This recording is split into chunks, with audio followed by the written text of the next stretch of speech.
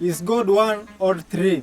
This question has been a debate kwa Wakristo na Waislamu for the longest time that have been alive on this earth.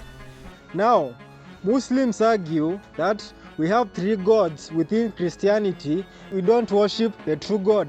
And even surprisingly enough, Christians argue the same, that we worship the wrong person, like God the Father is the main God.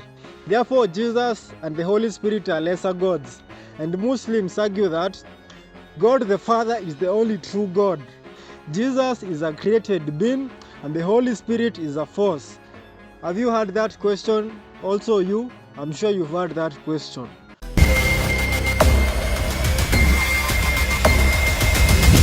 We are going to begin a weekly segment every Friday where we are going to be answering Bible questions according to the Bible and the Bible alone.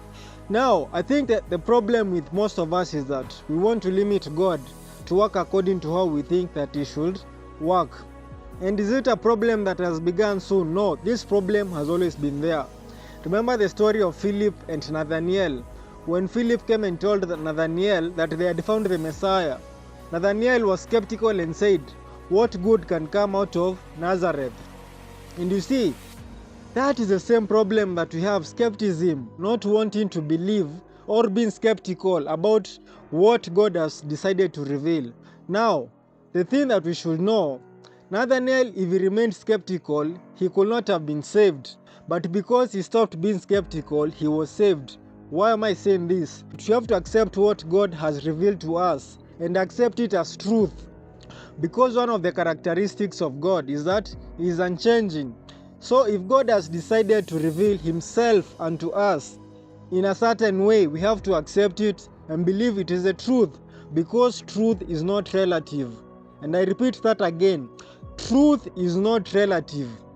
And I don't see why this question about whether God is one or three, why is it such a bone of contention when it is so clear in the Bible about what God has revealed? Now, this is what I believe myself, because it is what is in the Bible. When we say that God is one, we don't refer to numbers, like we don't refer to numerical quantity to mean that He is one, like He is one individual. No, when you talk about God is one in the Bible, we simply mean that God is one in essence, in unity, and in nature. Let me give an example. God gave us, He told man that a man shall leave his house and shall be enclaved to their woman, and the two shall become one. I don't remember the exact words.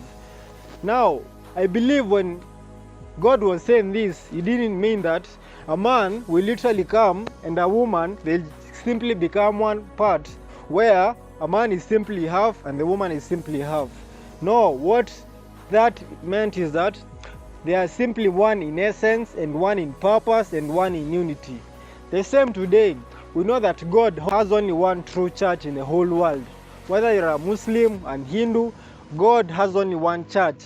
Now, when we say that God only has one church, do we mean that God only has one church in Russia or in Kenya? No. We simply mean that God has only one church, united in purpose and in unity and in essence. So the same applies when we say that God is one. We don't mean that God is one person. We simply mean that God is one in essence and in purpose, which is so different from the other gods of Egyptians who are polytheistic in nature. Like we have different gods for this. We have a god for fertility, we have a god for rain and such. Now let's read the whole scripture and see whether God is contradicting in Himself. Let's begin in Deuteronomy.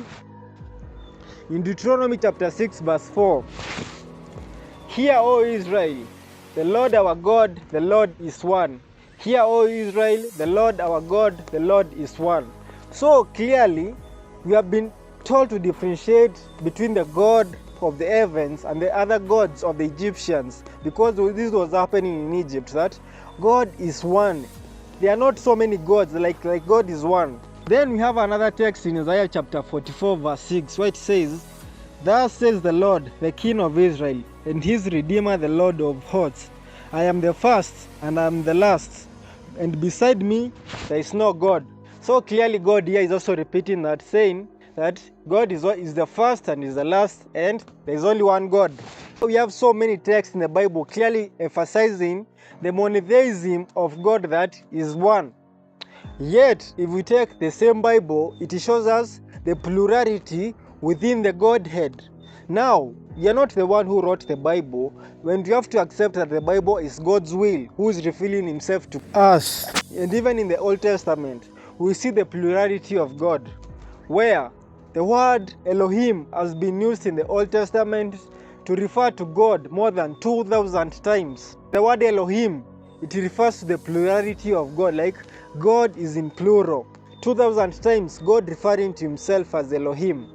Could that be a mistake where God decided to show himself to us that he was plural? No, I don't believe it is a mistake. I believe God was intentional in telling us that he is plural.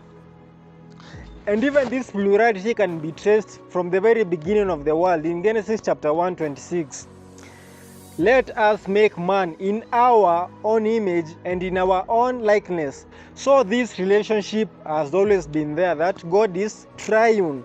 Then in Genesis chapter 3 verse 22, the Lord said, now man has become like one of us, knowing good and evil. So you have the same conclusion. And even in the baptism of Jesus, we have also God the Father, the Son, and the Holy Spirit, where God, the heavens opened, and the voice of the Father came, saying, this is my Son with whom I am well pleased.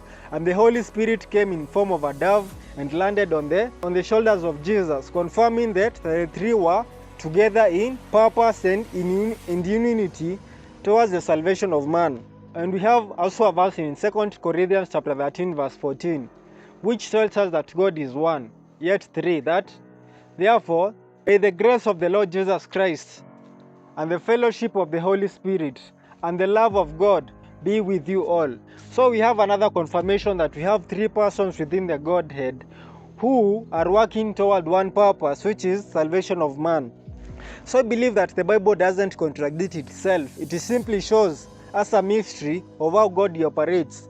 And God is not like man, why you want to limit him to your understanding, saying, these people, if they are three, they could have simply gone astray, or they are not working together. No, you cannot limit God about how you think he should work. And there are three distinct persons. It's not like one person who has three faces. Or is it one God who is the Father alone? There are three distinct persons within the Godhead: God the Father, God the Son, and the God the Holy Spirit. And these have three different, distinct works. So I hope, friends, that makes you understand who God is, that our God is one, but there are three distinct persons.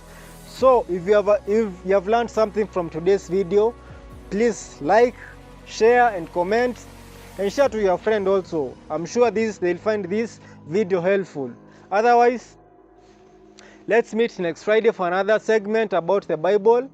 And as I wind up, please don't limit God according to your understanding. Let God reveal himself the way he wants to, because he's the one who created you, and he's the one who can tell you who he is. So until next time, share, like, comment. Until next time, bye-bye. Join me next week as we continue this mind-blowing conversation right here.